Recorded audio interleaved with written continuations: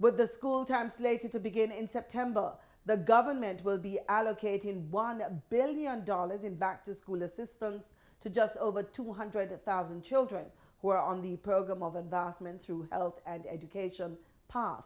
Finance Minister Dr. Nigel Clark gave the breakdown in the House of Representatives on Tuesday. The COVID allocation of resources to employees program has been expanded to provide a back-to-school component to children within the PATH and poor relief programs.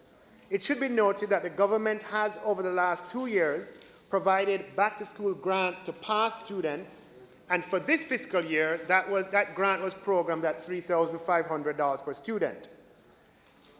Because of the COVID pandemic, Mr. Speaker, the government for this fiscal year will provide an overall back-to-school grant of $8,500 per student at the primary and secondary level who are within the PATH or the poor relief programs to assist with procurement of school supplies as the new academic year commences.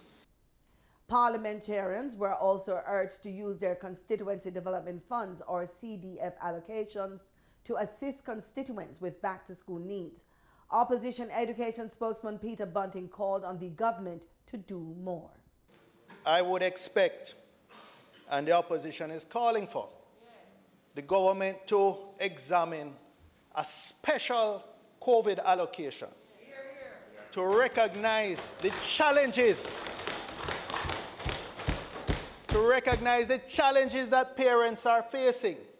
An allocation of at least $10,000 per student. What we have been having is that members have